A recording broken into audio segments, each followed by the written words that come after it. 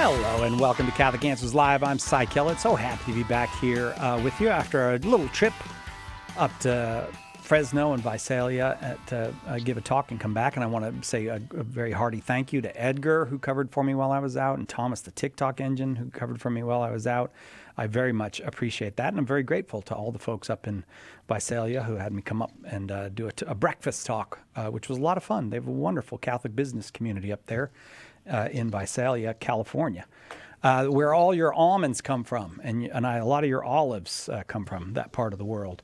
Hey, it's Ask Me Anything this hour and next hour. 888-318-7884 is the number, and it's Jimmy Akin both hours. So it is a great opportunity to call, and 3 lines open. A lot of times, 60 seconds into this hour, the lines are already full when people know it's Jimmy. So get on those lines if you'd like to ask him your question. 888-318-7884. Jimmy Akin is the podcaster behind pretty much every podcast on the internet, as far as I know. I don't know. But the 2 that he makes himself are Jimmy Akin's Mysterious World and the Jimmy Akin Podcast, both extremely popular.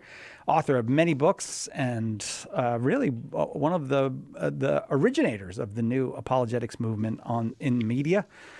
Jimmy Akin, welcome. Howdy, Cy Kellett. How you doing? I am pretty darn good. I'm a little tired from travel, but I am pretty darn good. Good. Yeah. That's good. By definition. Yes.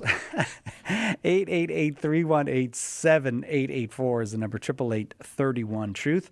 Any question at all is welcome when Jimmy is here. You can ask whatever you like. 888-318-7884. What's happening to Jimmy Akin's Mysterious World?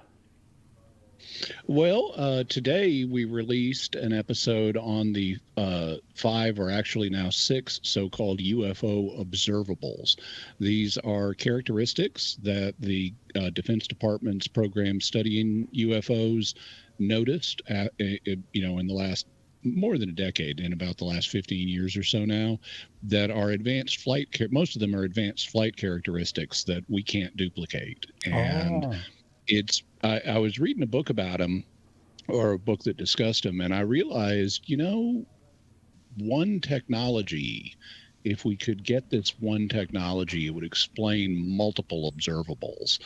And that same thought had occurred to one of the scientists working on the project. And so he had a way that this one technology would explain all 6 of the observables. And so that's what we talk about in today's episode of Jimmy Akin's Mysterious World.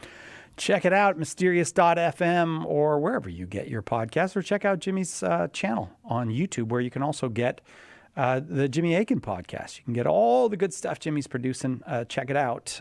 Or call here and talk with Jimmy, 888-318-7884.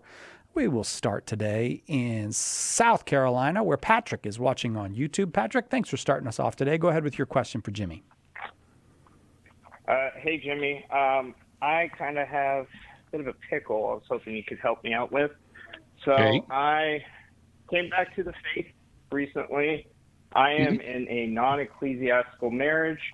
I went to confession, and my priest absolved me of all my sins, including that. We had discussed, getting convalidated and confirmed later on. I've been through baptism, Eucharist. And later on, another priest said that I couldn't be absolved of my sins because of my irregular marriage.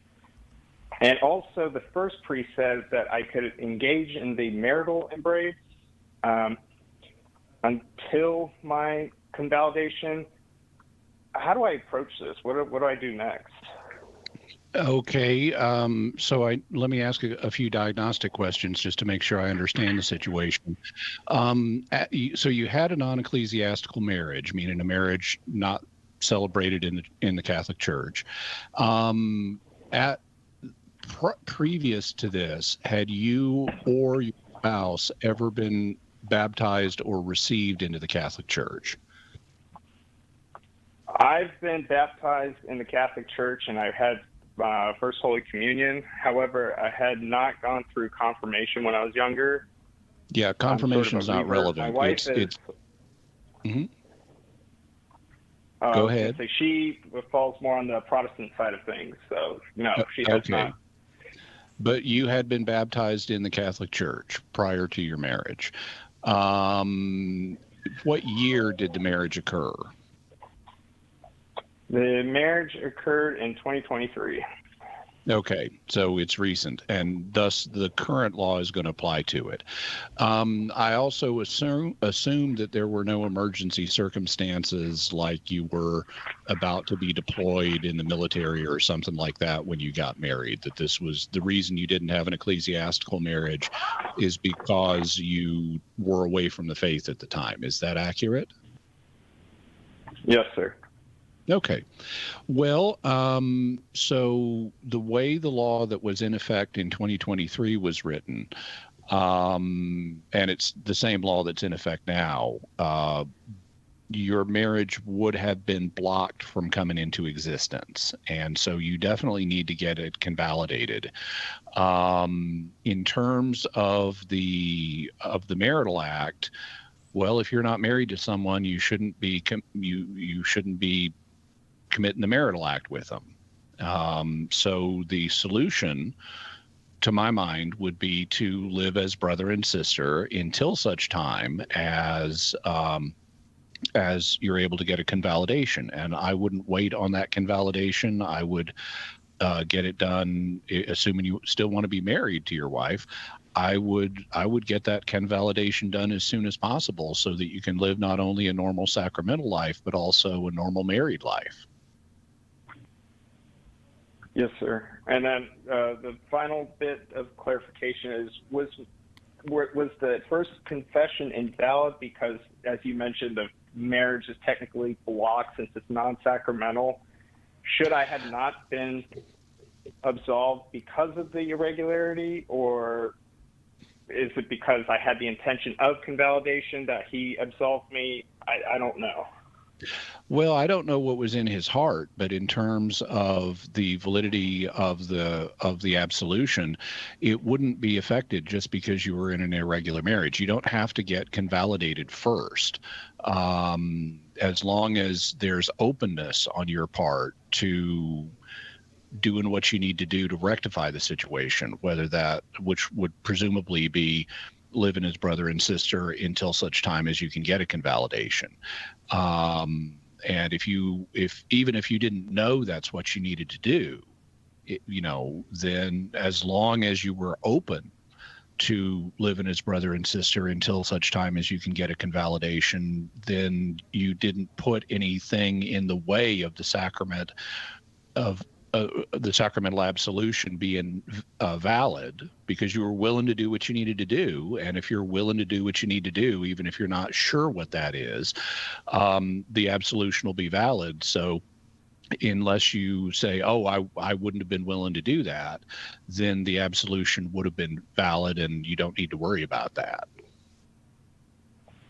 Yes, sir. Yeah, that's why I asked him, because I need to know what the next step was, if I need to abstain or not. That I wanted to dot my I's and cross my T's, but I ended up being a little bit more confused. However, I appreciate your clarification, sir. Wonderful, Patrick. Yeah, no problem. And I want to praise you for coming back to the faith and for being willing to do, what one is called to do in a difficult circumstance like this. That's something that honors God, and God respects and appreciates that, and it's a sign of God working in your life. God bless you, Patrick. Thank you for the call. Thanks for getting us started on today's show. We have to take a quick break. Lots more calls to come. 2 lines open, 888-318-7884. Catch Catholic Answers live anytime at Catholic.com. Underwriting for Catholic Answers Live is provided by Real Estate for Life. Real Estate for Life connects home buyers and sellers to real estate agents while supporting pro-life organizations. On the web at realestateforlife.org. Are you a coffee drinker? If so, you can now enjoy a coffee roasted to perfection by the Carmelite monks of Wyoming. Delicious Mystic Monk coffee is roasted and prepared by monks in a hidden cloistered monastery and is available in over 25 varieties. All Mystic Monk coffees are works of perfection and labors of love. For more information on how to purchase Mystic Monk coffee, visit mysticmonkcoffee.com. That's mysticmonkcoffee.com.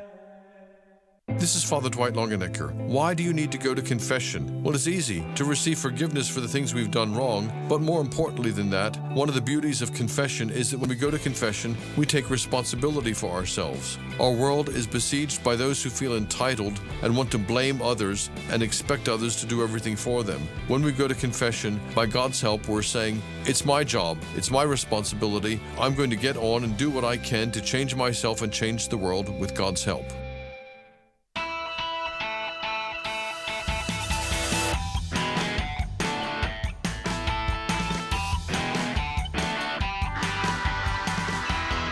Welcome back to Catholic Answers Live. It's always fun on Friday when Jimmy's here and we get 2 hours of Ask Me Anything with Jimmy Akin.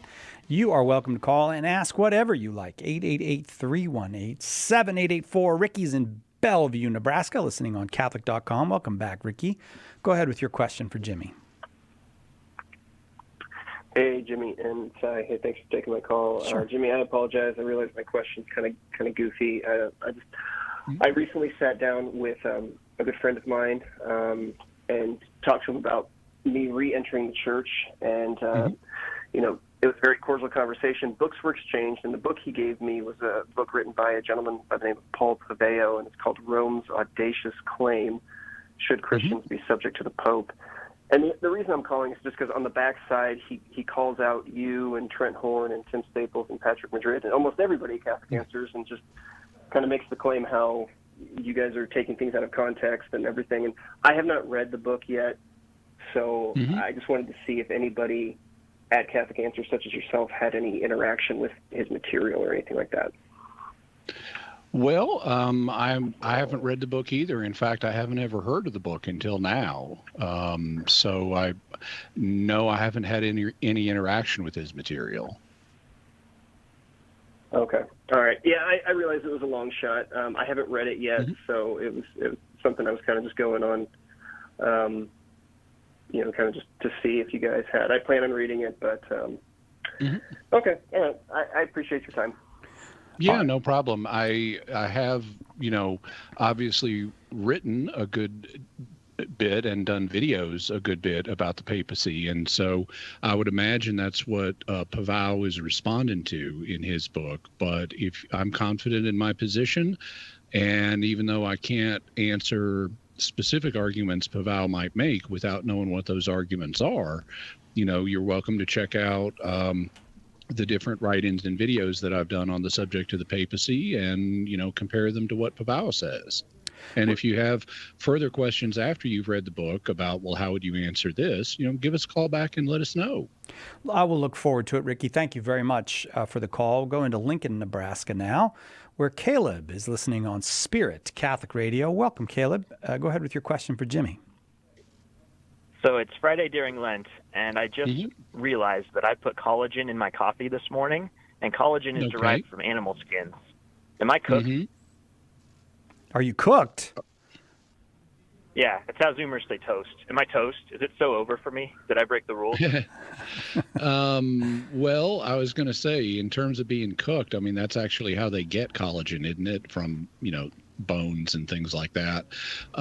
For people who may not be aware, collagen is a protein, and it's commonly derived from you know, animal sources. But it's not gonna affect your status in terms of the church's law. Now, even if it did, you didn't consume the collagen knowing that you weren't supposed to. So you weren't you know, deliberately violating the church's law. This happens all the time because people make mistakes. I remember one Lenten Friday about 33 years ago, where Patrick Madrid and I were together, and we stopped to get lunch at a burger place, and we got burgers, and in the middle of taking a bite, we realized, oh, this is a Friday in Lent. And so, you know, but there's nothing you can do at that point. We got rid of the burgers, the uneaten portions of them, and didn't worry about it beyond that because we hadn't deliberately violated the law. Now, I know a lot more about the law than I did then. And one of the things I know about the way the church's law of penance is written is that when Paul VI revised it in the 1960s, he deliberately moved it in a direction of greater flexibility precisely so that people would not have to scruple about it.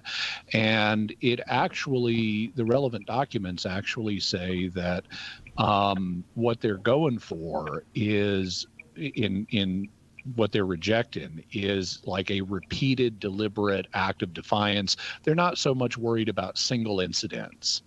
And so even if you had violated the law knowingly and deviated from the law in a single incident, it wouldn't be something you need to go to confession over, because they're looking for deliberate defiance of the church's law, which reflects a systematic pattern. It's not just, oh, I had a hamburger this day, and yeah, I knew it was Lent, but I just had a hamburger. And that's not what they're talking about. They're looking for something more than that. But then there's the fact that the law is written in terms of meat, and collagen is not meat. It may be found in some animal parts, but like bones and stuff, but it is not itself meat. And so you didn't violate the church's law regarding abstinence because you didn't eat any meat. Sounds like you're okay, Caleb. You feel better? Wonderful. Yes, what a relief. Good. Thank you. I appreciate it. Good. All right, Caleb, I have no idea what collagen does in coffee. Have anybody? No? Well, good luck to you with the collagen there, Caleb. Ryan's in Midland, Texas, listening on the Catholic Answers app. Ryan, welcome. Go ahead with your question for Jimmy.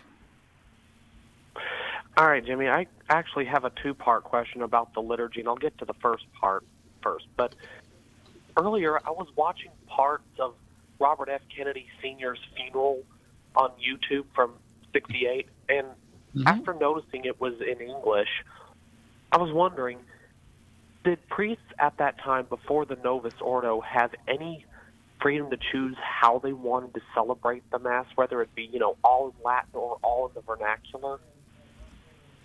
Well, so Kennedy was assassinated in 1968, and at that time, the new Order of Mass had not yet been published because it was published in 1969. My understanding is there were provisional translations of the liturgy, following the release of Sacrosanctum Concilium, the Vatican II document that called for a revision of the liturgy. There were a bunch of changes that were being made piecemeal, and there were provisional translations into vernacular languages like English that were being used. And I don't know that they had a single version that was mandated for use here in America, but I would presume that the priests who celebrated his funeral, it being such an important occasion in the life of the nation, I would assume that whatever they did in that funeral was in accord with what was allowed at the time. But I'd have to go back and check the relevant liturgical documents to see exactly how much flexibility there was in this period between the release of Sacrosanctum Concilium and the release of the New Order of Mass in 1969. Okay. All right, that's good. I like that. Now, the second part I had was, before Vatican II permitted the concelebration of Mass, did they ever concelebrate Mass at all? Would that have been not allowed, or would it have been unheard of for that to happen, depending on what the occasion was? It depends on which part of the church you're talking about. Concelebration is something that has been present for a long time in Eastern Rite Catholic liturgies. It was not present in the Latin Rite for centuries, and so you didn't have concelebration in the Latin Rite prior to the liturgical reform after Vatican II. This was something that was in the Eastern rites, and the Latin Rite decided to adopt it as a possibility. But if you mean in the Latin Rite, did they have some occasions prior to Vatican II when concelebration was done? No, they did not. Every priest celebrated his own Mass. But in other parts of the church, in Eastern rites, they did have concelebration, and the Latin Rite decided to adopt that. Ryan, thank you very much. Appreciate the call. Hey, there's 3 lines open again today. I'm not sure what's going on today. I hope people haven't. They're not taking it easy on calling because it's a Friday in Lent. Maybe this is a Lenten penance people are doing. The line's not full for Jimmy. Seems like it might be a Lenten penance for somebody. 888-318-7884. Fred's in Indiana, watching on YouTube. Hi, Fred. Hello. Got a question for Jimmy? Yes, I do. All right, go ahead. All right. Hello, Jimmy. What my question is that God seems unfair if hell's eternal. There's another view about hell that it's not eternal, that God wipes you out of existence. Some people call it nihilism. And I wanted to know what you thought about that. Well, there have been people in Christian history who have been annihilationists and held that, the lost do not continue to exist. Too? Well, if you go back to the age of the church fathers, yeah, there were a few individuals who held that. But this has not been the dominant view in Christian history, and it's not the current teaching of the church. If you look in the Catechism of the Catholic Church, it acknowledges that that hell is a real possibility for people to go to, and that it is eternal. Consequently, people who have difficulty with the idea of there being people experiencing an eternal hell have typically gone a different route. Instead of proposing annihilationism, they have commonly adopted a view that's sometimes called hopeful universalism, which is the idea that even though hell is a real possibility in the sense that someone could, by their own determination, decide to reject God in a way that would result in them being eternally separated from him, that in fact God works his grace in people's lives in such a way that nobody ends up having that happen to them.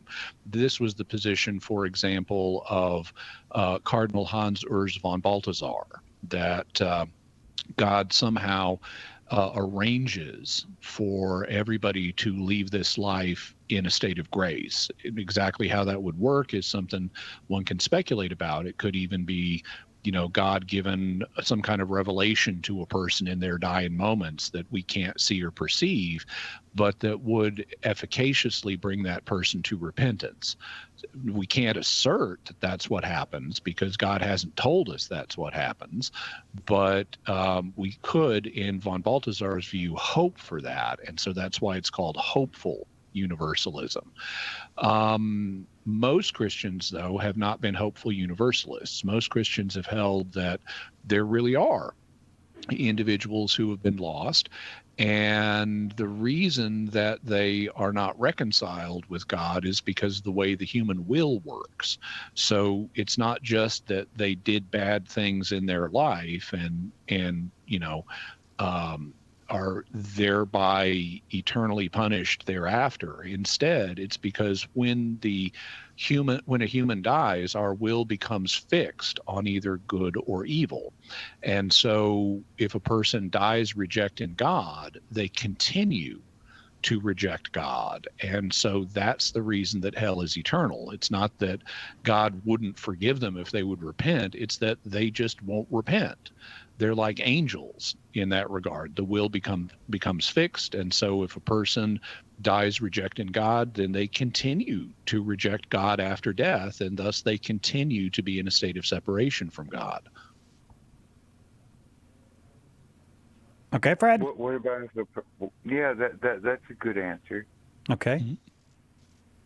Mm-hmm. You sounded like you were about to say something else, but we're all done, Fred? Yeah, I was wondering about, he was saying that, a person that wills to do evil that's against God, but I was thinking of a person that doesn't intend to do evil, but he's committed a mortal sin, but he hasn't got to the priest. Oh, well, okay. Another question. There are, well, I can address it briefly before we get to the break, but if someone just has committed a mortal sin and just hadn't gotten to go to confession yet, that doesn't mean they're definitely lost. They may have repented in their heart with what's known as perfect contrition, which is a rejection of sin based on love of God. And if they have if they've done that, then they're reconciled with God even before they get to confession. They still need to go to confession, but if they were to die, let's say, on their way to confession, if they had perfect contrition, they would still go to heaven because they'd already been reconciled by that rejection of sin. And Fred, thank you very much. That takes us right to the break. Jimmy Akin is our guest. It's Ask Me Anything. What do you know? Every line full now. But I assume Fred's going to let the line go, so at least one line open during the break. Give it a try if you'd like to talk with Jimmy. It's Ask Me Anything, as I said, 888-318-7884.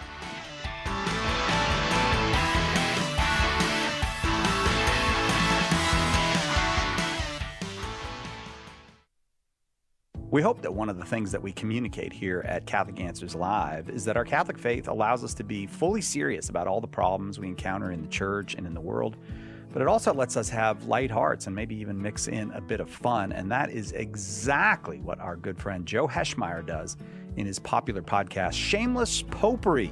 You should check it out at shamelessjoe.com. Joe's got a deep grasp of the faith, morals, the teachings of the church, all that, but he's also got a witty conversational style. He entertains and he informs, but you will leave equipped to better answer the most common challenges, misconceptions, and questions about the Catholic faith. He's got insightful guests, he does on-air debates, and he takes a close look into all the things that you want to know about as a Catholic living today. You'll walk away knowledgeable and filled with joy. Look for Joe on his YouTube channel. Check him out at shamelessjoe.com or wherever you get your podcasts. And if you like what you hear, become a patron. Deepen your connection to the Church's holy days and seasons while you draw on the wisdom of the Church Fathers. Feasts of Our Fathers, the new book from Mike Aquilina and Adam Lucas, is a treasury of history, prayers, insights, and lessons that will bring you closer to the earliest of Catholic traditions. Take your prayer life and your solidarity with the Church, past and present, to a new level. Order your copy of Feasts of Our Fathers today at shop.catholic.com. When the resurrected Jesus appeared to disciples on the road to Emmaus, they didn't recognize him until the breaking of the bread. The same is true today. In the Holy Eucharist, we really meet Jesus. In The Eucharist is Really Jesus, author Joe Heschmeyer explains how knowing Jesus in the Eucharist is the key to understanding all of Christian faith. Order your copy of The Eucharist is Really Jesus today at shop.catholic.com or get it at a good Catholic bookstore. Matt Swaim here. Monday on the Sunrise Morning Show, it'll be our St. Patrick's Day special as we dig into the life and legacy of the great patron saint of Ireland. Now back to Catholic Answers Live.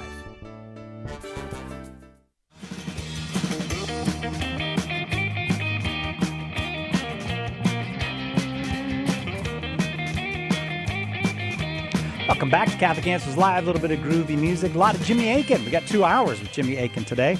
Also, lots of folks on the line. It's 888-318-7884. It's Ask Me Anything. If you've got a question about the Catholic faith, about you want to know about the moral life, got a philosophical question, or the other category, anything else, you're welcome to call 888-318-7884. Maybe you want to talk about one of the mysteries, one of the more than 300 mysteries now Jimmy's got covered in Jimmy Akin's Mysterious World. Whatever, just call 888-318-7884. Paul is in Charlotte, North Carolina, listening on X. You can listen on X now? Is that? Oh, yes. That's cool. All right, Paul, we're glad to have you. Go ahead with your question. Thank you. All right. I'll make this very brief and as brief as I can. Now, I'll try not to be emotional. So I found out today that my daughter, who's 20, who I've been supporting but estranged from for the last 7 years, my ex-wife told me today that she was diagnosed with borderline personality, that her mother has had. And in terms of culpability, part of it, it's multi-causal, both hereditary and environmental. Yeah. And I, as a Catholic, I didn't let go of the marriage in the early days.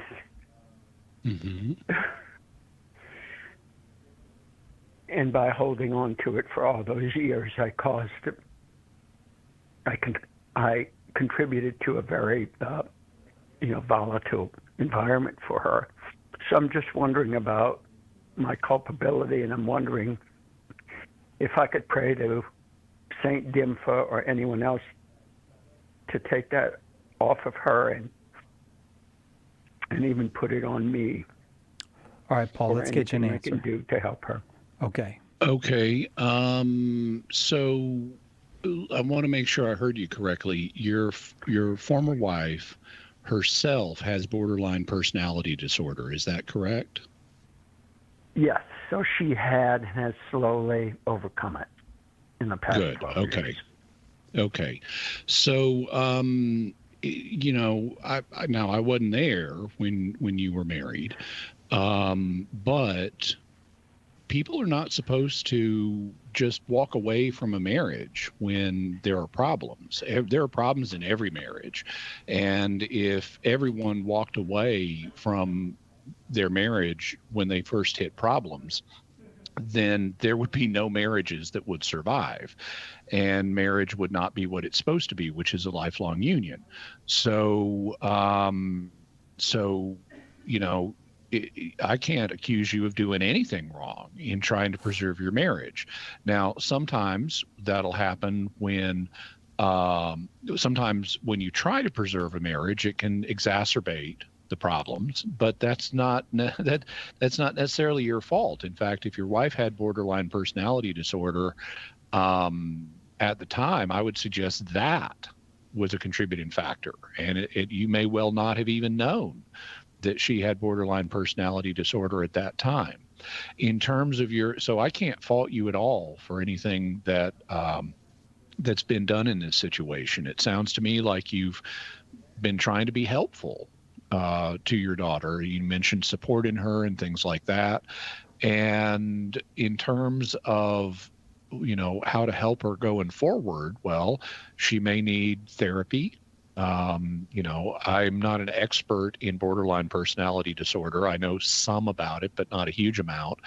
But I would say at least it's been identified now, and you say your wife got better from it. And so I would hold out hope of your daughter getting better from it too. In terms of, can you ask God to, take it off of your daughter and have you do something to make up for it? Like, you don't want to take on borderline personality disorder yourself. That's not going to be helpful. And God tends not to grant that kind of request anyway. Lots of people have, in fact, basically everybody has loved ones at times that are dealing with problems, and it's a natural human impulse to wish you could take your loved one's problems on yourself. Like, if, let's say, a person has a spouse who gets cancer, well, the spouse who doesn't have cancer may say, God, I would take my spouse's cancer if you'll just let them be okay. But God tends not to answer that kind of request positively. He tends not to just take one person's cancer and transfer it to another person. Similarly, I wouldn't expect him to take one person's borderline personality disorder and give it to one of their loved ones. Now, you can ask God anything you want, but being realistic about what the likely outcomes are, I wouldn't expect God to give you either borderline personality disorder or any other specific kind of suffering in order to remove this from your daughter.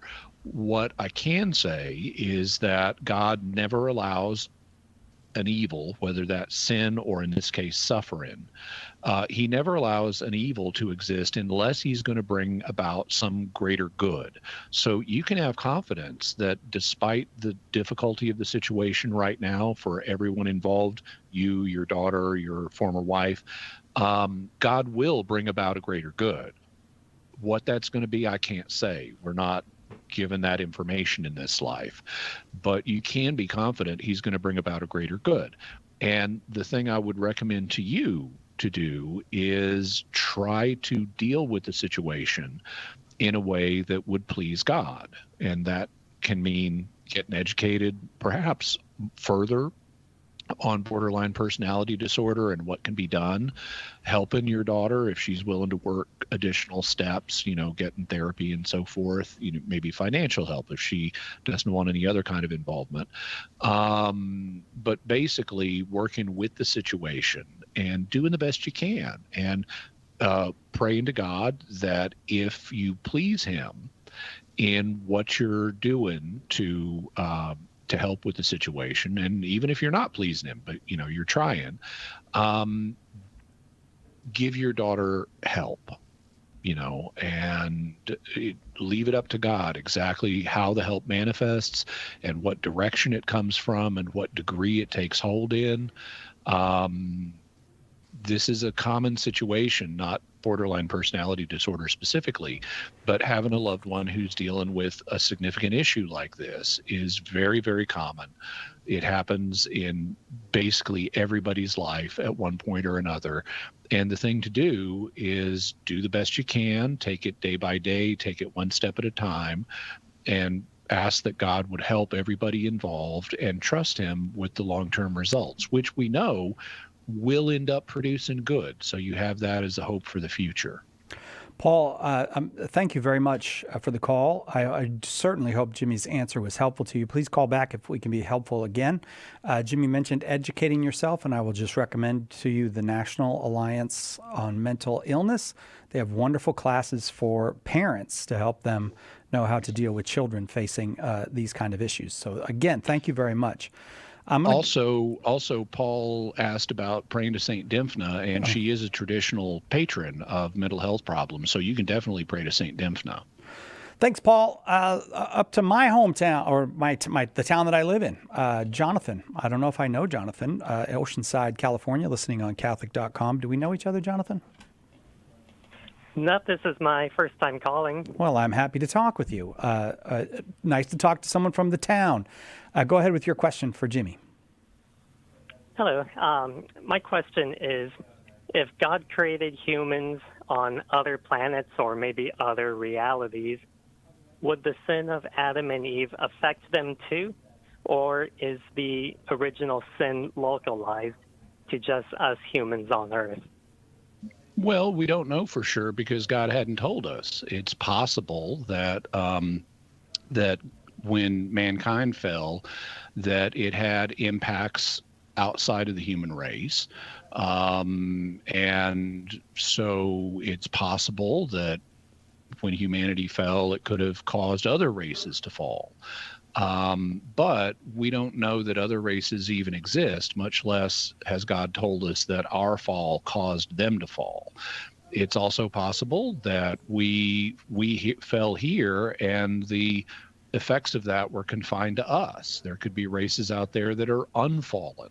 C.S. Lewis explores that possibility in his space trilogy, for example, where the planet Venus has an unfallen race on it. In fact, Earth is uniquely fallen in C.S. Lewis's space trilogy. By the way, the science in the space trilogy is terrible, but the theology is better. I would say that now there is a difference of opinion among Catholic theologians historically about did the fall of man affect other things here on Earth? And there have been theologians who have said, that the fall of man caused some animals to become carnivores. I tend to disagree with that, though. I tend to go with St. Thomas Aquinas and say, no, lions still were predators. They were obligate carnivores before the fall of man. The nature of animals did not change. What entered the world was human death, not death itself. And so I would tend to argue that I would tend to argue that position. And I would tend to say that the fall of man just affects man. So if that's the case here on earth, I wouldn't expect the effects of the fall of man to affect any other races. But since God hadn't told us if there are other races or whether they were affected, I can't say that for 100%. All right, Jonathan? Yeah, that was great. I really appreciate it. Thank you. All right, well... No problem. And if you would like some further thoughts about the implications of religion for intelligent life, check out episode 55 of Jimmy Akin's Mysterious World. It's at mysterious.fm, like FM radio, mysterious.fm/55. Thank you, Jonathan. That will bring us to the break. Right back with more Ask Me Anything with Jimmy Akin on Catholic Answers Live. This is Archbishop Paul Coakley, the Archdiocese of Oklahoma City, and you're listening to Catholic Answers Live. Who was the first Catholic in your family? Were they evangelized by a friend, a coworker, a stranger? Did you ever think that you could be that person that God uses to save a soul, and that soul could save their family, their grandchildren, and generations to come? At St. Paul Street Evangelization, a Catholic nonprofit, we train, equip, and mobilize Catholic disciples to do the urgent work of evangelization. Catholic Answers is supported in part by St. Paul Street Evangelization, streetevangelization.com. At EWTN Radio, your family. And because you're a part of our family, we value your opinions on what you hear on EWTN. You can call our listener comment line 24/7 at 205-795-5773. We value your comments, your questions, and any suggestions you may have to make EWTN Radio even better. 205-795-5773. And thank you for listening to EWTN Radio.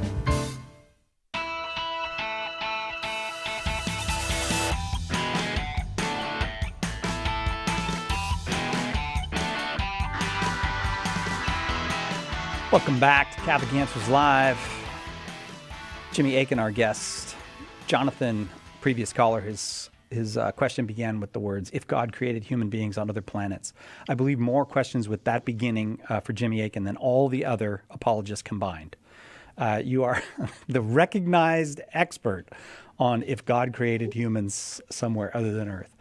888-318-7884 is the number. Let's go to West Palm Beach, Florida, where Ann is listening to EWTN on Channel 130, Sirius XM satellite radio.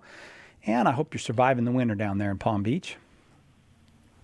Yes, I am. Thank you. All right, good. Good for you. It's a tough task, but I'm glad you're up to it. Go ahead with your question for Jimmy. My question is, I read that when you procure an abortion, you are automatically excommunicated. My question is, if you confess that sin in confession, are you no longer excommunicated? Okay, well, first thing to say is the excommunication won't take effect unless a whole bunch of other conditions are fulfilled. Like, for example, you have to know that the penalty exists and then deliberately defy it. So many American women have, and of course this only applies to Catholics, but even many American Catholic women have no idea that this excommunication exists. And so if, God forbid, they were to get an abortion, it wouldn't cause them to become excommunicated because they didn't knowingly defy the law. And you have to knowingly defy the law to trigger an excommunication. Having said that, let's suppose in a particular case that a woman did know about the excommunication and said, I don't care, I'm getting an abortion anyway, and so she ends up getting an excommunication. But then, thank God, she repents and goes to confession.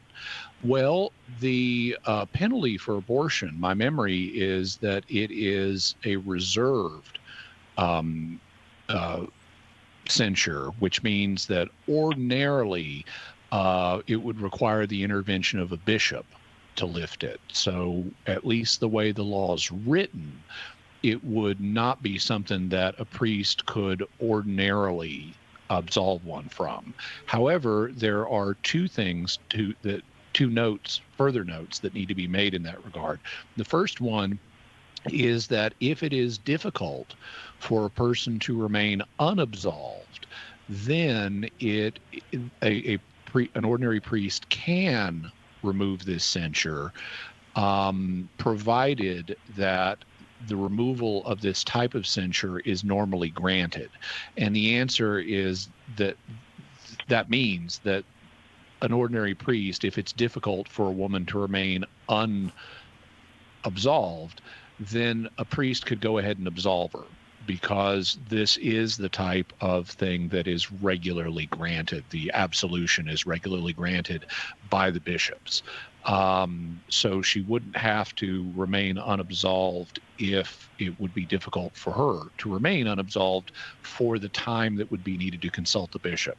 But there's a second and even more potent note that needs to be made about the situation here in America, because abortion for the last number of decades has been so common in America that my understanding is that basically every diocesan bishop has delegated this authority to their priests.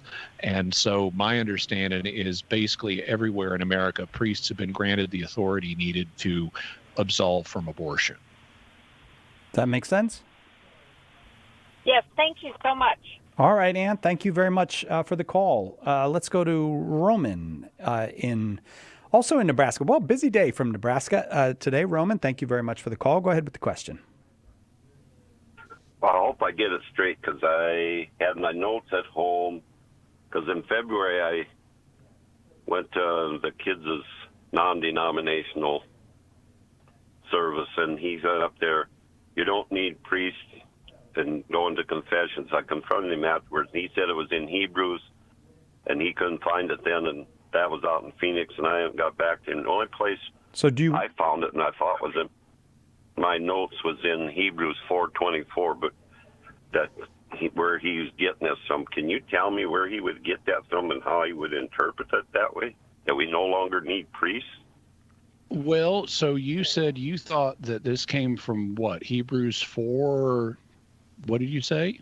4:24, that 4:20 something, I thought, but I'm not at home. I just got into town to go to Stations of the Cross, and I thought, oh man, I can remember my notes. Yeah, so I'm afraid that I'm at a loss to explain where he would appeal to in this regard in the book of Hebrews. I doubt it's Hebrews 4:24, because there is no Hebrews 4:24. Hebrews 4 ends at verse 16. And that verse just says, let us then with confidence draw near to the throne of grace, that we may receive mercy and find grace to help in time of need, which doesn't in any way rule out the priesthood. There are passages in Hebrews that talk about the uniqueness of Christ's sacrifice and how Christ's sacrifice was made once for all in comparison to the sacrifices of the Jewish priests, who repeatedly had to slaughter animals. But this doesn't in any way rule out the Catholic understanding of the priesthood, because Catholics don't slaughter animals all over again, and Christ is not being slaughtered all over again. What happens is in the Mass, Christ's sacrifice is represented to God, but he's not dying again.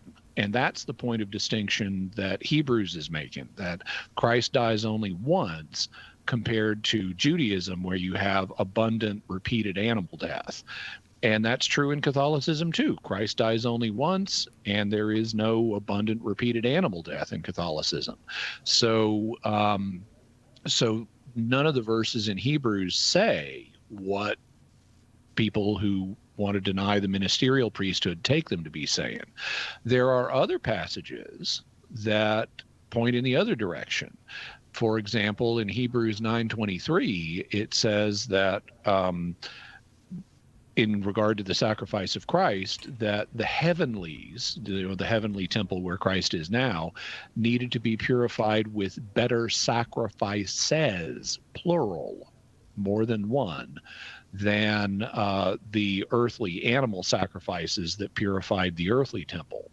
And that would suggest that there's an ongoing sacrificial aspect to Jesus's ministry in heaven, where he continually presents his sacrifice on the cross to the Father, and the Mass with a priest here on earth is an outworking of Christ's heavenly intercessory ministry, where he's constantly representing his sacrifice on the cross to the Father.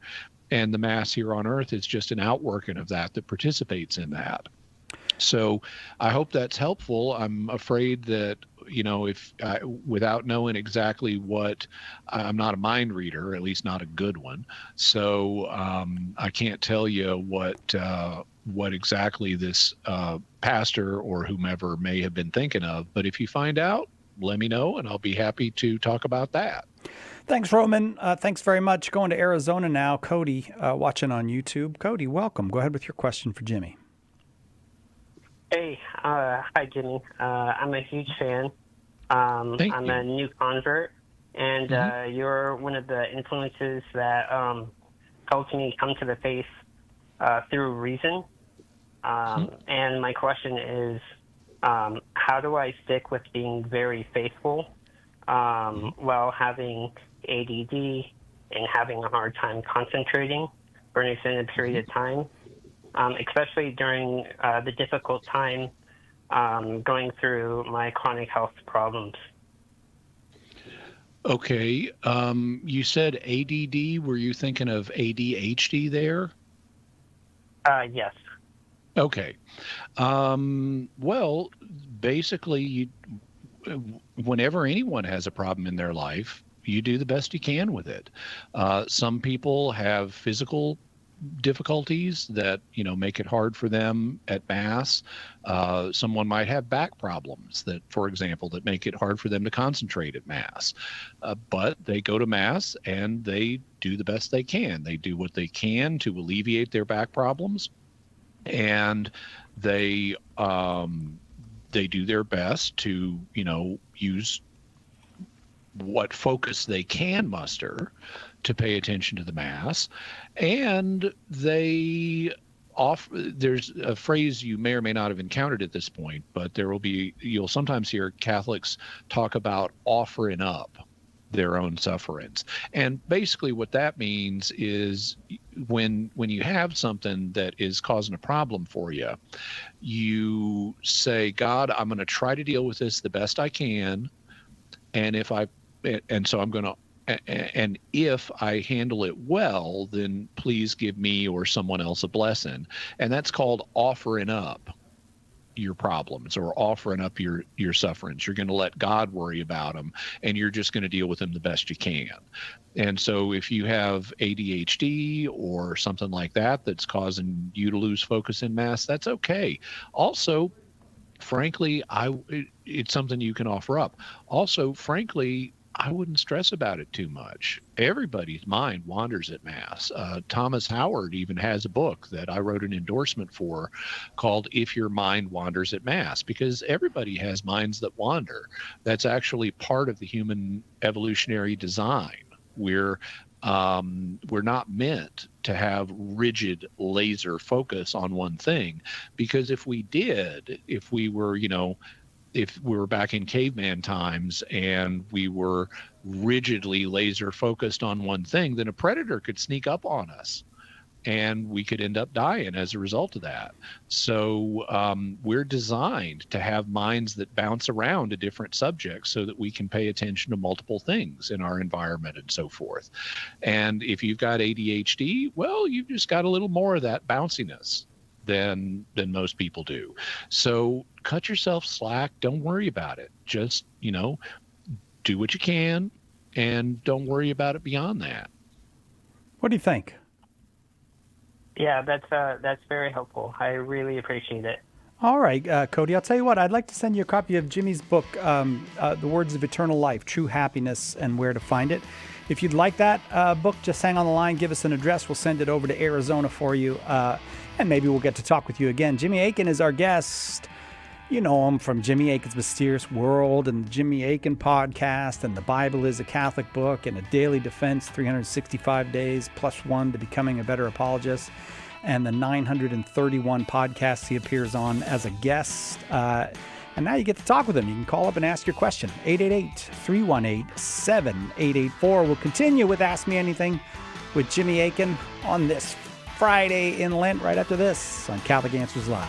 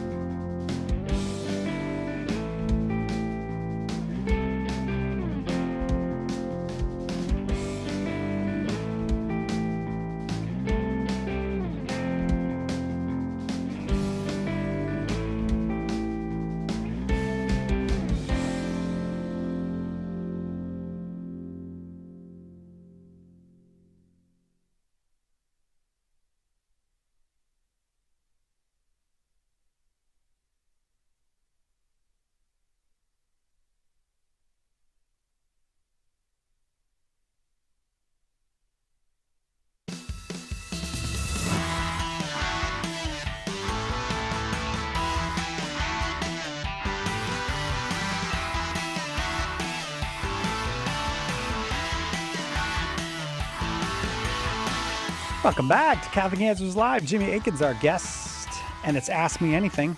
And all the lines full currently. As the show goes, they'll open up. You can call 888-318-7884. We'd love it if you'd call if you've got a question for Jimmy Akin. Jimmy, of course, senior apologist here at Catholic Answers. And back we go right to the phones, if that's all right with you, Jimmy. Yeah, sure. All right, we're going to go to Halifax, Nova Scotia, Canada. Lisa in Halifax. Oh, as opposed to the other Nova Scotias. Yes. There's how many Nova Scotias, how many Halifaxes are there? I don't even know that. Halifax is a lovely city. Lisa, we're Americans. You're okay talking with us right now? I know there's a lot of difficulty between us. This is my third or fourth time calling. Oh, it is? Okay. All right. I just want to make sure. I don't want to add to the stress between. Good. She should be desensitized to Americans then. Yes, right. I love my American friends. Oh, neighbors. well, we love our Canadian neighbors, Lisa. Thank you very much. We love our Canadian friends, too. We just hope the aliens eat them first. Oh, yeah. If they were. You'll be next. We're neighbors. Who cares? All right, Lisa, go ahead. Jimmy, 3 years ago, my 92-year-old beloved aunt, I really love this woman, passed away. Oh. And less than 10 days after she passed away, she came to me in a dream. It was Sunday, 2-3 o'clock in the morning. And she was in a horrific, dark despair, screaming to the top of her lungs. I was so scared because I was feeling everything she was feeling. Now, the reason I'm telling you this is that I am still not at peace, and it's been 3 years. And she was very devout. She was Catholic, but she was also very much devout in doing things her way and hurting people along the way. And she did have some mortal sins in her 92 years of life, but she might have asked for forgiveness. I don't know. So I don't know why I had this dream, but I'm a devout Catholic, and I think she knew I would head to church the next day and pray for her, and I did that. I went to the 12 o'clock Mass on Monday. And I'm just wondering, why did I have that, and why can't I get rid of this thought that she's in hell because she was being tortured where she was? Okay. Have you ever had a replication of this dream, or was it a one-time event? One-time event. Okay. So let me see if I can formulate my thoughts and put them all together, because I got several thoughts. The first one is, it is very hard to judge the nature of an experience if it's a one-off experience that happens only one time. If someone described to me this situation, it seems to me there are two basic possibilities here. The first one is that you had what's known as an after-death communication, or ADC. The second is that this was a purely natural dream that was generated by your own subconscious, based perhaps on your concerns and fears about your aunt or other people. And it had the occasion of her death, but it was just your own subconscious that produced it. Now, ADCs, so we're going to look at both of those possibilities. ADCs are very common.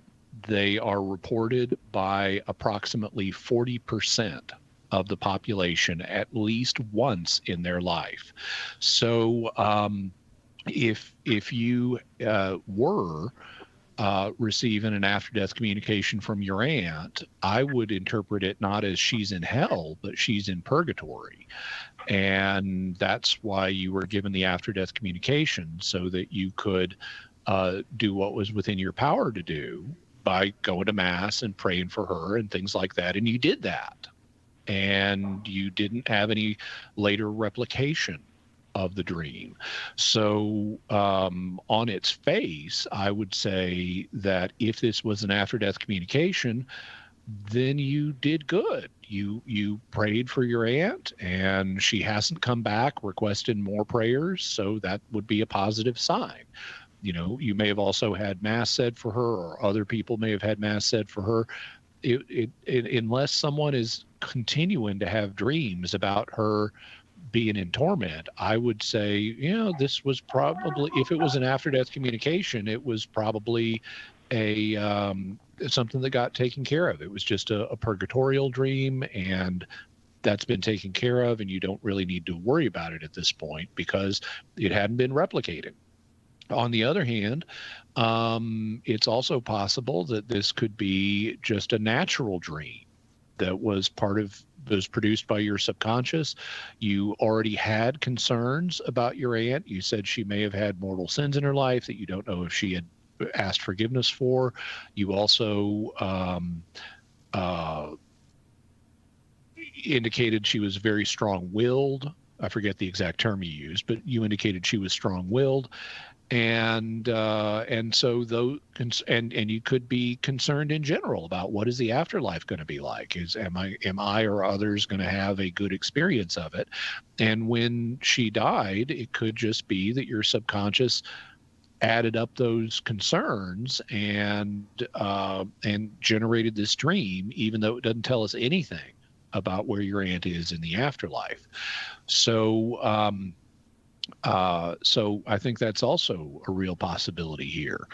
And in terms of, you said it's been 3 years and you haven't been able to shake it. I would, the concern that this raised in you, I would say that is whether or not this was an after-death communication or whether it was purely natural, I would tend to chalk that ongoing concern up to natural causes. It sounds to me like this is just once you became aware of this dream, regardless of whether it was natural or after-death communication, you became concerned about your aunt in the afterlife in a special way. And it was, the thought of your aunt being in hell or that's a disturbing thought. But people who are in hell tend not to show up in after-death communications. They tend to show up if they show up and they indicate there's a problem. They tend to be in purgatory. The damned don't seem to get after-death communications. It's not, according to Thomas Aquinas, impossible for a damned soul to manifest, but it's rare. And so I would interpret it the way you did as I need to go pray for my aunt because my aunt is in purgatory. In any event, since there has been no ongoing replication of this one way or the other, it seems to me that your own psychology is likely, and the concerns that you have both consciously and subconsciously about the state of your aunt is what's responsible for the ongoing, feeling of unease that you have with this dream 3 years later. But I would say it's either a purely natural dream, in which case you don't need to worry about it, or if it was an after-death communication, well, you did what you were supposed to do. You went, you prayed for your aunt, and you haven't had any more requests for help. And so again, I wouldn't worry about it. Okay, I'd Lisa? be at peace, in other words. Yes.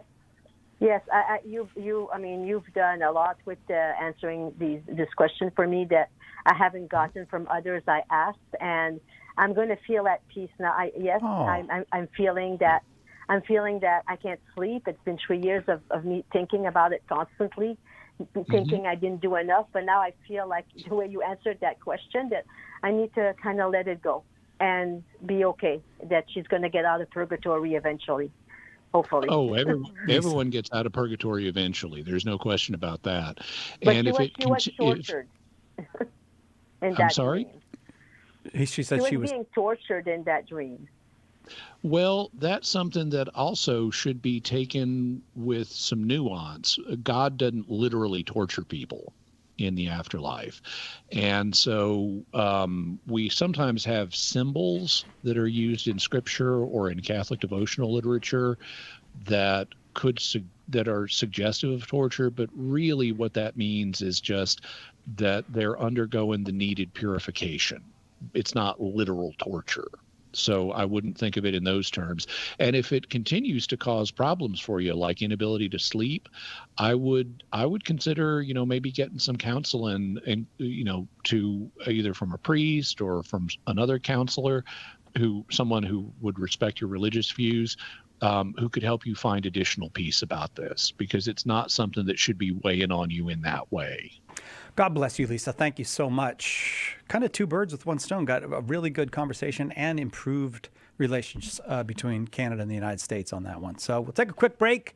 Getting a lot of work done today. We'll be right back with more Ask Me Anything with Jimmy Akin. Miss a show? Make sure to catch up by downloading the podcast, available online at Catholic.com.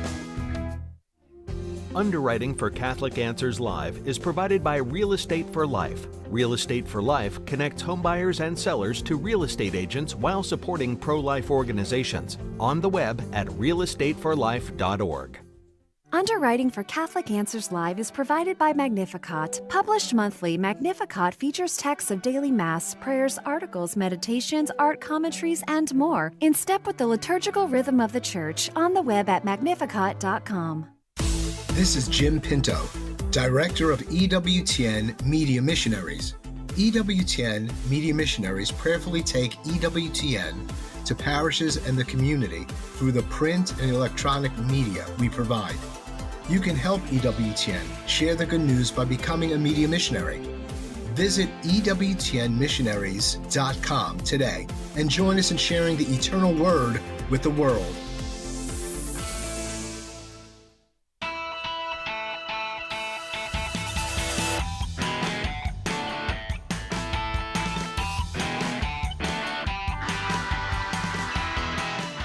Back to Catholic Answers Live.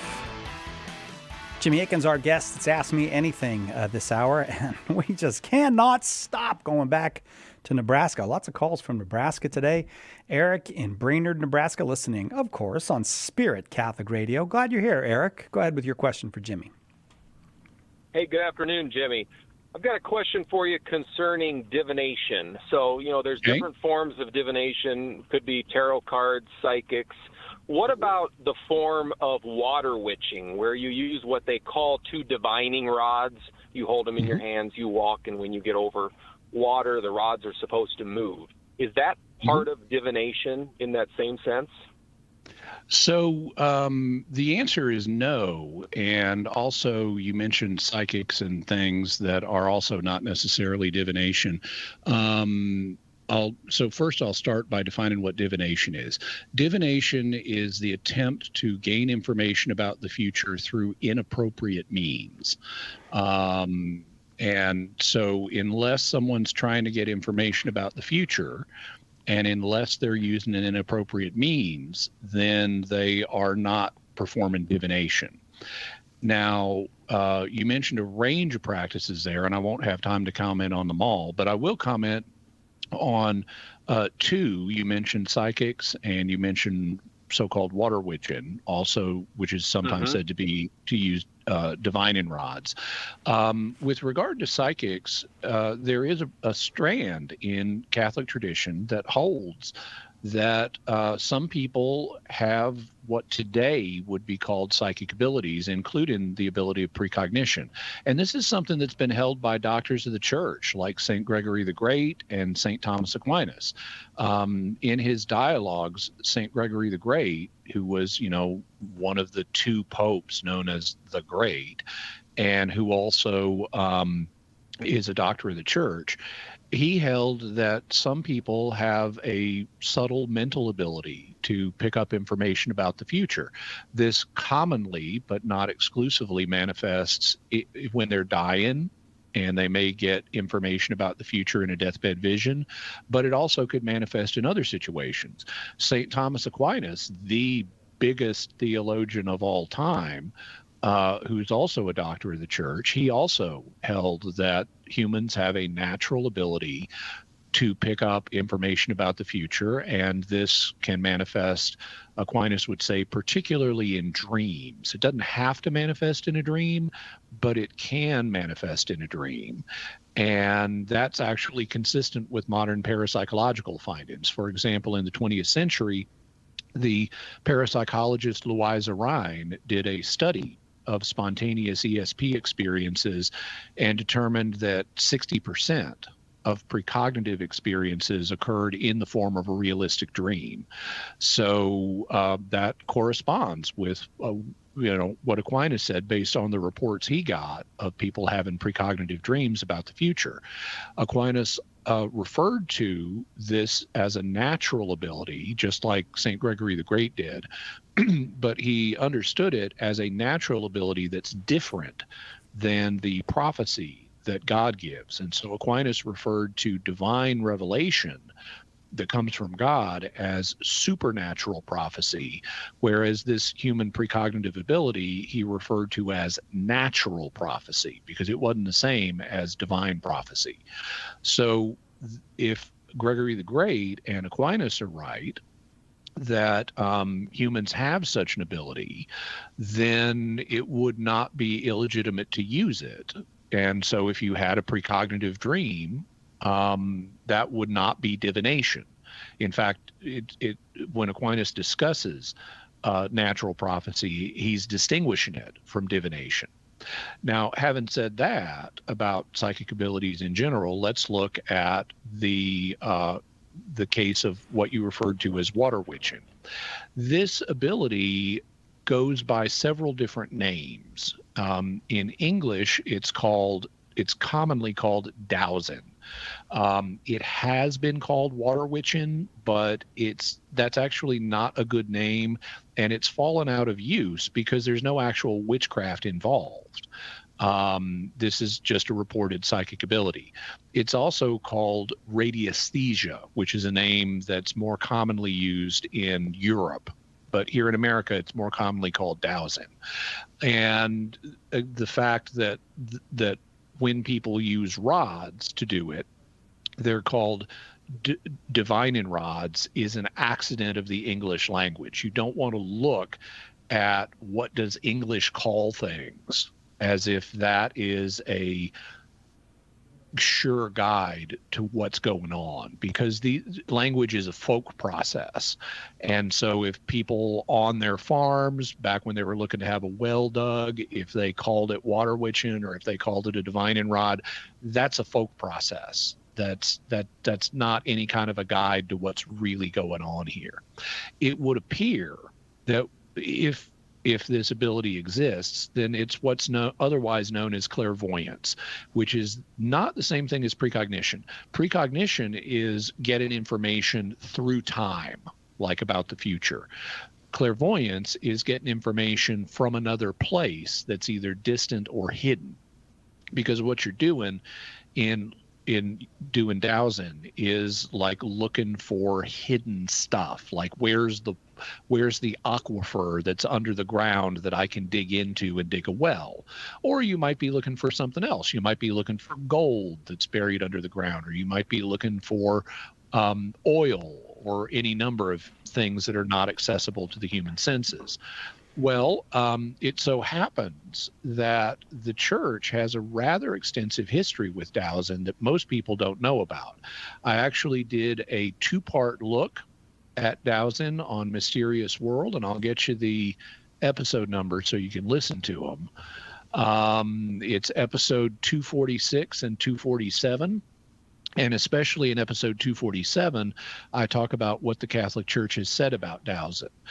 So you can go to mysterious.fm/246 and mysterious.fm/247 for more information.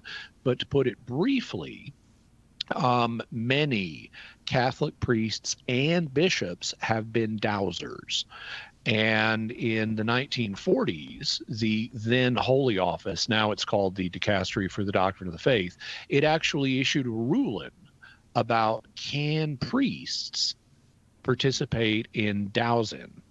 And the ruling that they end up releasing, and this is all pre-Vatican II, this is pre-19, this is in the 1940s, they said that they didn't want priests doing certain types of dowsing consultations. Like they didn't want priests using it for medical diagnosis, because priests were not even supposed to be doctors. at that time, because people could get alienated from the church if, oh, this priest tried to cure my relative and they ended up dying and now I'm mad at the church. And they didn't want priests alienating people from the church, so they said we don't want priests doing certain types of dowsing, but they explicitly said we don't have a problem if they're dowsing for purposes of scientific experiments. So if a priest wants to be a dowser as part of a scientific experiment, that's perfectly permitted. And there have not been any subsequent rulings that overturned this. So that's still the case today. And there were no restrictions on the kind of dowsing that lay people could do. The decree only concerned priests, and it didn't put any limits on what lay people could do. Also, and I talk more about this in episodes 246 and 247, but the Vatican itself has used dowsers for archaeological work. And Pope Pius X gave his apostolic blessing to a society of dowsers. And so this is not something that the Catholic Church regards as an illicit form of divination. Number one, it doesn't involve the future, so it's not divination for that reason alone. And number two, the Church has expressed an open attitude towards this and even allows priests to douse in some situations.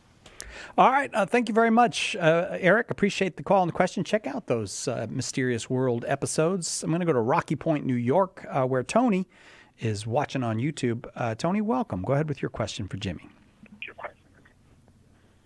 Hey, thanks for having me. Thanks, Jimmy. That the explanation of the other question was great. So my question is about the Eucharist. So I'm learning more about Marian dogma, and it's really easy to be like, to explain to someone, think about it. Mary is the mother of God. She was chosen by the Father. The people who don't believe, in the holiness of Mary, let's say, that's really easy to wrap your head around. How would you introduce the truth of the Eucharist to a lay person who objects it in that kind of way? Well, I'd need to understand more about what what perspective the person is coming from. But fundamentally, what I would do at some point in the discussion is say, well, look, Jesus said that the consecrated elements are his body and blood, and you've either got to take that as a symbolic statement, meaning they're a symbol of his body and blood, or you've got to take it as a literal statement that they are his body and blood. Well, do we have other passages in the New Testament that shed any light on this? And the answer is that we do.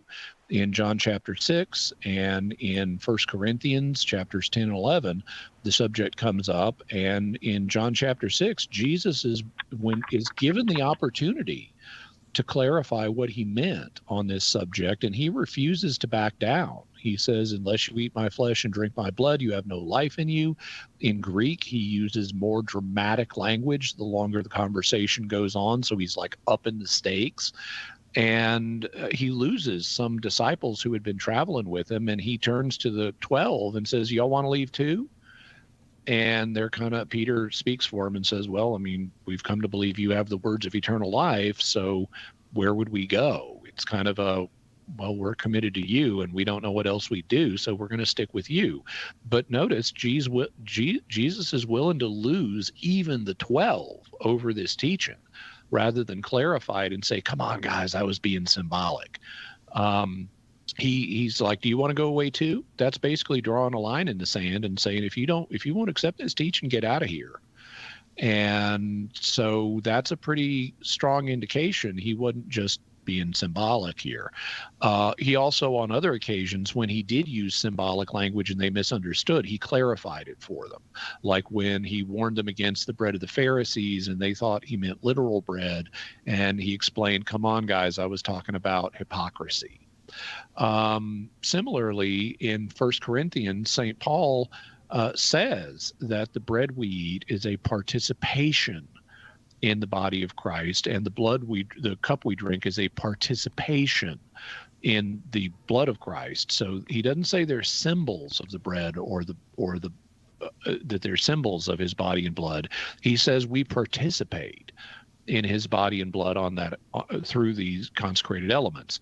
Similarly, Christians from the 1st century forward have been believers in the real presence.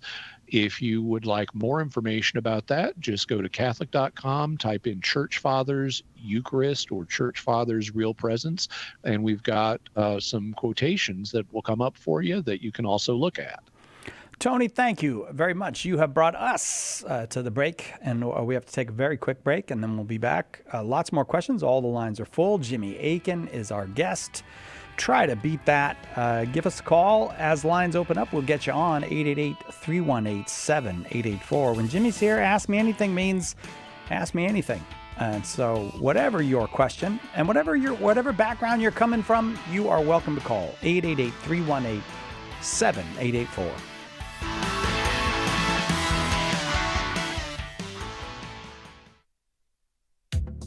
Have you ever wondered about the mysterious, even obscure aspects of the Catholic faith? Dive into the Jimmy Akin podcast, where Jimmy brings together information from many fields as he pushes the boundaries of apologetics. Tune in today to the Jimmy Akin podcast, Mysteries of the Faith, a highly entertaining, informative, and at times humorous show that will help you grow in your faith. Visit JimmyAkinPodcast.com today to subscribe. Lots of people have big questions about Catholicism. It needs a big book of answers, and now it's got one. The Big Book of Catholic Answers is filled with helpful replies to more than 250 questions about the faith. Questions about God, salvation history, the Creed, the Bible, the list goes on and on.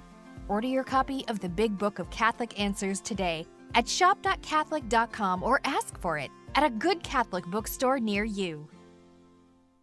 We hope that one of the things that we communicate here at Catholic Answers Live is that our Catholic faith allows us to be fully serious about all the problems we encounter in the church and in the world, but it also lets us have light hearts and maybe even mix in a bit of fun, and that is exactly what our good friend Joe Heschmeyer does in his popular podcast, Shameless Popery.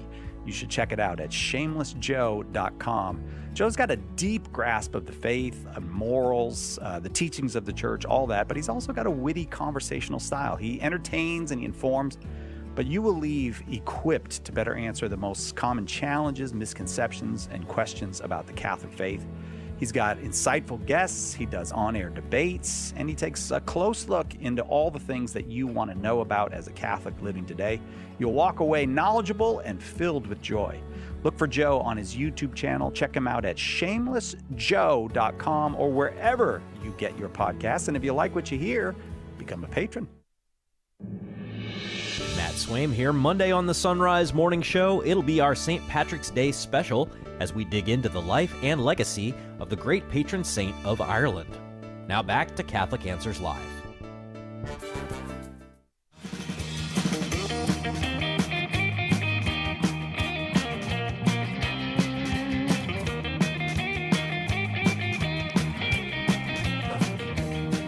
There's the groovy music for you. Jimmy Akin's here, Friday afternoon. We're just happy you're here with us. Thanks very much for taking the time to be with us. We've got full lines, so back to the phones we will go.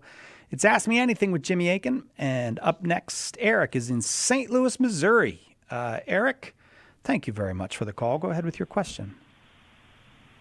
Hi, gentlemen. Thanks for taking my call. So I've heard Jimmy speak in the past.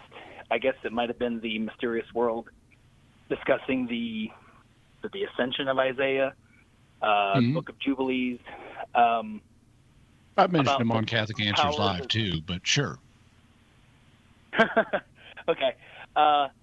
So the Lesser Yahweh, and I was looking, trying to figure out a little bit more about it, and my internet search seemed to state that it was more related to Kabbalah and the Third Book of Enoch and Metatron and some being named Yahoel. Can you explain that a little bit further for me? Sure. So the idea of the two, this is in scholarship, this is called the two powers in heaven doctrine, and the basic idea is that there is one divine figure in heaven known as Yahweh, But then there's this second divine figure in heaven who's very similar, but yet somehow distinct from Yahweh. And this second divine figure is known as the Lesser Yahweh. This is based, textually at least, it's based on various statements in the Hebrew scriptures where you have a figure like the angel of Yahweh who is sometimes identified as if he just is Yahweh, but other times is identified as a distinct individual. You know, he's the angel of Yahweh. And so he kind of seems to be, he is God, but he's also somehow distinct from God. And so this was a view that was found in Second Temple era Judaism. And it eventually, after the time of Christianity, was marginalized in the Jewish community, and various rabbis opposed it, but that didn't completely wipe it out. Now, Kabbalah is a school of Jewish mysticism that didn't emerge until the Middle Ages. So it is not early. Kabbalists will claim that it's early, but the scholarly consensus is, nah, we've really got pretty good evidence this arose in the Middle Ages. But there are some works of Jewish literature that mention the second Yahweh that are after the time of Christianity, and they do on occasion identify the Lesser Yahweh as a figure named Yahoel, which is that name refers to an angel whose name means Yahweh is God. That's what Yahoel means. Yahoo is from Yahweh, and El is the word for God. So Yahoel means Yahweh is God. The other angel, Metatron, is very commonly referred to in some of this literature, at least in certain books. We're actually not sure what the name Metatron means. It may be derived from Hebrew, it may be derived from Greek, we're not sure. But Metatron is understood as a high-ranking angel who is sometimes understood as the angel of the presence, or the angel who guards God's throne, or things like that. And so, and sometimes Yahoel is identified as Metatron. You'll find some references to Metatron in the Talmud, but he is mentioned more prominently, which is sort of mainstream Judaism. But he is also mentioned in even more prominently in various Kabbalistic texts. When it comes to Yahoel, he's mentioned in the Apocalypse of Abraham, which is a pseudepigraphal work that dates from after the time of Christ. Both Yahoel and Metatron and the patriarch Enoch are all identified in different works of Jewish literature as the Lesser Yahweh. And what that shows us is that there was no generalized consensus in mainstream Judaism about who the Lesser Yahweh was. There are texts in the Hebrew scriptures that suggested the idea of the Lesser Yahweh, but then exactly who it was, whether it was Yahoel or Metatron or the angel of the presence or Enoch or Jesus, was a matter of speculation that people had different opinions on. All right. That makes sense to you? Yep. All right, Tony. Fascinating. Thanks. Thank you very much. Thank you very much. Appreciate the call and the question. Excuse me, that was Eric. I apologize, Eric. Ricardo is in Fredericksburg, Virginia, listening to EWTN on Channel 130, Sirius XM Satellite Radio. Glad you're here, Ricardo. Go ahead with your question. Hello, Jimmy. Thank you for taking my call. And before I begin, I'd like to ask if there would be any podcast or book that you would recommend to my particular situation. So basically, my son joined what many call these days hyper-charismatic, I would say, cults. And they're like an offshoot of the original Pentecostals, and they come up with strange things, every day. Anyway, and he's been pretty damaged by that, but he's still there. Two things that I wanted to touch on very quickly. He criticizes, for example, the Catholic Church because, as far as he says, there is no office of prophet. There's no prophecy in the Catholic Church. That's one thing. The other one is, of course, let's see. Yeah, they divide body, soul, and spirit, like the soul and the spirit are separate. So he claims that even if a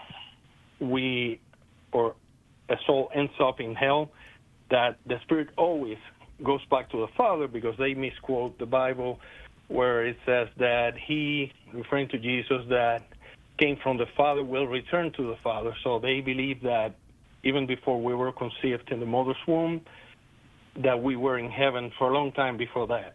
And so all that, and then, of course, you have the deliverance calls that, they say that Christians don't get possessed, they only get demonized because the soul gets compartmentalized. So I'll leave it at that, because there's so much, but that is so much help in being effective referring to these things with my son. Anyway. Okay.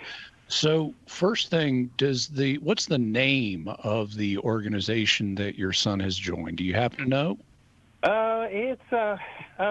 It's not Assemblies of God. It's beyond that. It's like every church comes up with their own thing. Some of them call themselves apostles. He used to go to one that he doesn't go anymore. No. Ricardo, what is the name of the group he is presently a member of? Do you happen to know? It's the name of the churches, the name of the church itself. They don't have a group. They call themselves sometimes non-denominational, but they're charismatic. They don't, sometimes they don't even want to call themselves non-denominational. All right, hang on. Okay. So I'll do what I can to help.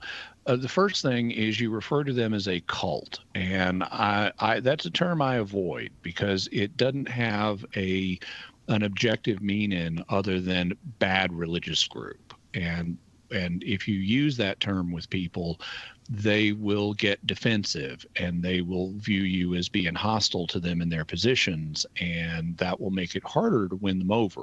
So I would recommend that you don't use that term, especially in conversations with your son. If you tell him you're in a cult, that's just going to make him defensive and he's going to stop listening to you. You also described this group as hyper-charismatic, and I think that's another term that is likely not to be helpful. That also does not have an established meaning. It sounds like he's a member of a charismatic church. Now, he is a member of a charismatic group that has problematic ideas, and you named several of them there. Let's kind of take them in reverse order, and you'll probably need to help me with the first one. But you mentioned that they think Christians are not technically possessed, but they're demonized. I probably wouldn't fight him over that. That it seems to me that they may be drawing some distinction between being possessed and being affected by a demon or demonized. But I assume they accept the passages in the New Testament that talk about this phenomenon. And I don't really care what they want to call it. St. Paul says we don't need to fight about words, and that only ruins the hearers. So rather than getting into contentious discussions about should we call this possession or should we call it demonization, I really wouldn't fight that battle with them if that's all there is to it. You then mentioned that they have this separation between the spirit and the soul that says, and that's a position known as trichotomy. Trichotomy means three divisions, and the idea is that there are three divisions or parts of man: the soul, the spirit, and the body. Most Christians, including Catholics, don't believe in trichotomy but dichotomy, which means two divisions. We have a body on the one hand, and then we have a soul or spirit on the other hand. Now, again, this is a fairly technical distinction that normally doesn't result in a substantial difference of views. Like many Christians who are trichotomists will say, oh, well, the spirit is the aspect of our immaterial side that can relate to God, and the soul is the aspect of our immaterial part that is not directly oriented towards relating to God. And, you don't need to fight people over that too much if they're just using the names soul and spirit to refer to different aspects of our immaterial nature. But it sounds like this group is going further and saying that everybody's spirit goes to heaven when they die, but not everybody's soul goes to heaven when they die. And that splits man apart into different categories in a way that I would be inclined to argue with them about. But I'd have to see what verses they're using to support this view. It's not something I can, the idea that the soul always goes to heaven and the spirit always goes to heaven and the soul doesn't. I'd have to know more about their literature in order to be able to interact with that view. You also mentioned another view that they have. It was the first one you mentioned. What was that? That there is no office of prophet in the Catholic Church, and there is no prophecy in the Catholic Church. Yeah, that's just clearly false. Catholics have had private revelations or private prophecies, if you want to call them that, all the way down through history. They didn't stop at the time of the New Testament. They've continued all the way down through history. And today there is a prominent Catholic charismatic movement that has prophecy as part of its activities. So that's just clearly false. And you can point to private revelations that saints have had down through the centuries. You can point to current Catholic charismatic activity. The idea that this doesn't exist in the Catholic Church is just mistaken. All right, Ricardo, we got to leave it there because we're a little late for the break. We'll take a break, right back with more Ask Me Anything with Jimmy Akin on Catholic Answers Live. There's only one Catholic Answers Live. The Catechism defines evangelization as the proclamation of Christ and his gospel by word and the testimony of life. But what does that look like in real life? It looks like St. Paul street evangelists out in the public square sharing the good news. We're a Catholic nonprofit that starts conversations by handing out free sacramentals. Then we employ our method of listen, befriend, proclaim, and invite. Catholic Answers is supported in part by St. Paul Street Evangelization. Visit streetevangelization.com to learn more. Hi, this is Mike Aquilina with a few words about the guardian angels. Jesus assured us that we all have guardian angels, and we see their work throughout the Bible in both the Old and New Testaments. They guard and guide prophets, apostles, the Holy Family, and even entire churches and nations.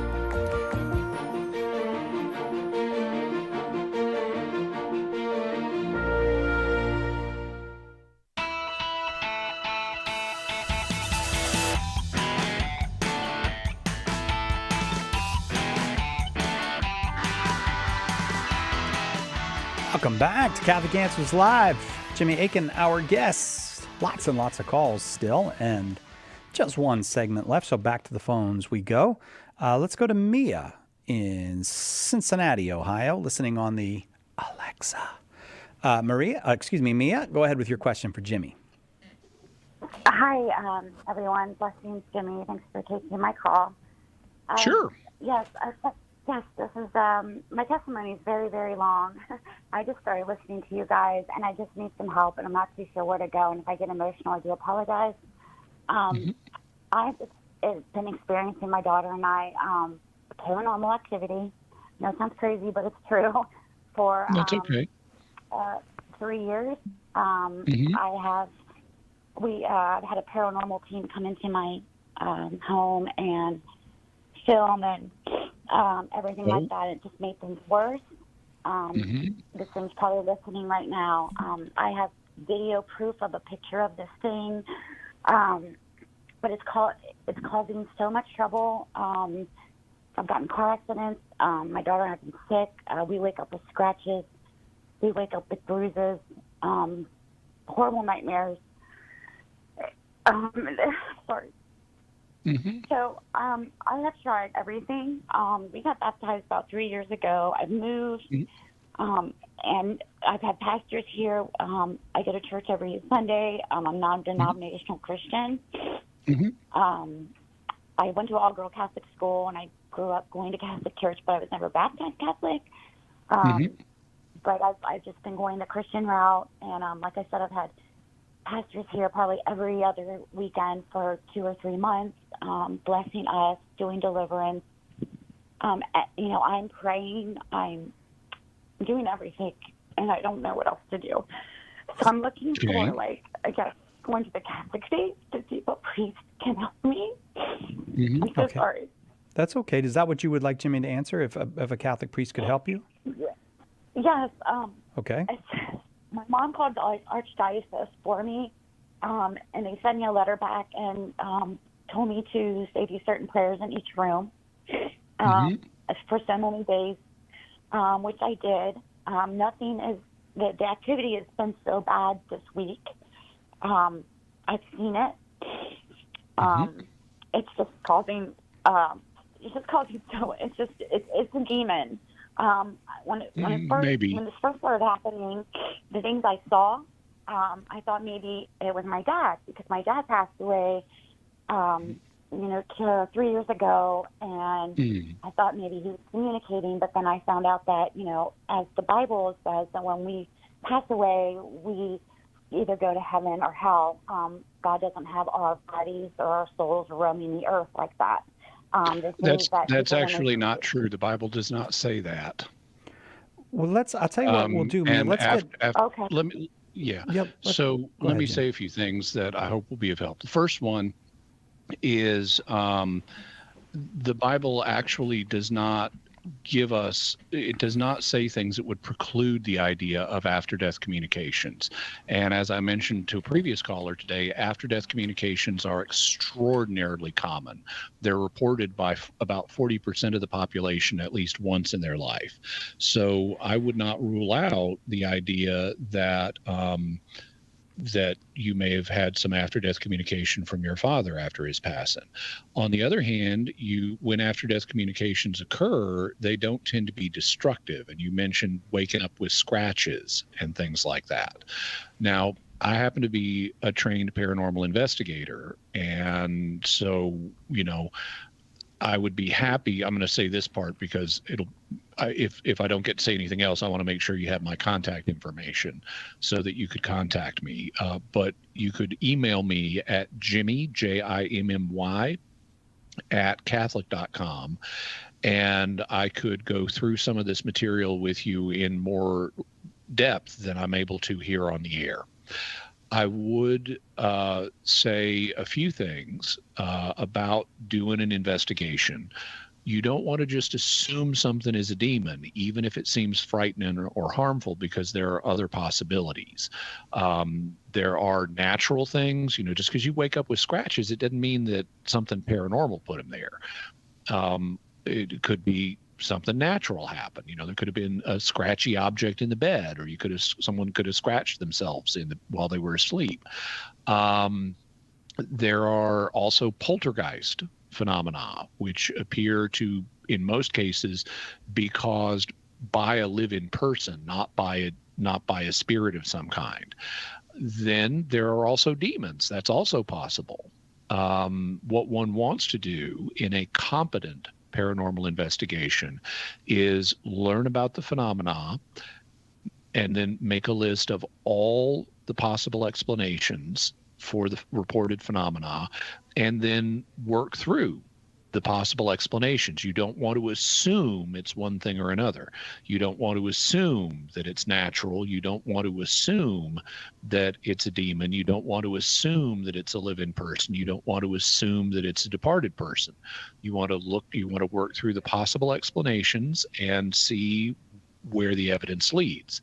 Also, frequently in paranormal situations, it's not just one cause. It's a mix of causes, some of them natural, some of them paranormal.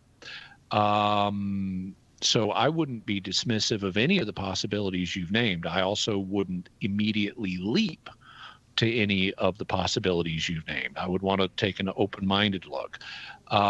You mentioned having a paranormal group come in and film, and that can be okay, but a lot of paranormal groups that are interested in making videos are actually not competent investigators. They're not taking a scientific approach. They may use technology, but they actually, a lot of them, I know a lot of them commit malpractice, frankly. They'll go into people's houses, they'll wave e-meters around, EMF meters, they'll take videos, and then they'll say, "You've got a demon," and leave, which doesn't help anybody. That just scares them. Similarly, you mentioned a priest helping, and priests can help. There are even priests who are exorcists, but most priests are not trained paranormal investigators, and there are some exorcists who have the mistaken idea that everything is a demon, and that if they just come in and assume that as an explanation, then that's as bad as the incompetent Ghostbusters who come in and tell you, "Oh, you've got a demon." The one nice thing about an exorcist, though, is he actually is able to do an exorcism. Now, it sounds like in your conversation with the Archdiocese, they already gave you some deliverance prayers to do, and you can certainly take it up a notch from there and have a priest come over, and just an ordinary priest, and do a blessing, and if need be, they could put you in touch with an exorcist who could look into the case further. But I would also suggest that frankly, that you contact me off the air and let me learn more about your situation and help you out if I at all can, because I'm one of the few people working in this area who has knowledge both of paranormal things in general and of the religious explanations. And I take a very scientific approach and look at all the possibilities rather than assuming one or the other it must be the case. So if you're open to that, I would love to hear more about the situation and see what service I could be to you. Like I said, the way to contact me is Jimmy, Jimmy, @Catholic.com. And I would be happy to give you the benefit of my expertise in taking a full-orbed look at the different possibilities that could be playing a role here. Mia, I will leave it there. I hope you will get in touch with Jimmy using that email address. I'm going to see if I can get Mary on real quick before we have to go in Detroit, Michigan. Mary, can you ask your question quickly to give Jimmy a chance to answer it? Yes, I'll try. Thank you. I have a son that's 44, and he's lived with his girlfriend for 7 years. They're going to get married. They live in New York City, and they're going to be married by a friend, which I know he's had for a long time, that sent away for a certificate. Okay, so Mary, the question is? People. Is this going to be a valid marriage, and should I go? Oh, okay. Thank you, Mary. Is your son or his spouse someone who has been baptized or received into the Catholic Church? They both have been baptized. My Catholic. son received Holy Communion, but not... I'm not worried about Holy Communion. Your son and his prospective spouse, you say, have both been baptized. Have they been baptized Catholic? Yes. Okay. In that case, they're citizens of the Catholic Church, and they need to follow the marriage laws of the Catholic Church the same way they need to follow the marriage laws of the state of New York, which they're also citizens of. That means they need to either be married by a priest or get a dispensation from being married by a priest. Someone who's been ordained on the internet is not going to be able to marry people who are Catholic validly. And if the marriage is not going to be valid, I could not recommend attending. Mary, I know that was very quick. I hope I know you also waited, so I wanted to make sure I got you on. Call back if you have follow-up questions. We'd be happy to take them on another day. Jimmy Akin, thank you very much for those two My fine pleasure. hours. That'll do it for us. We'll see you again next time, God willing, right here on Catholic Answers Live.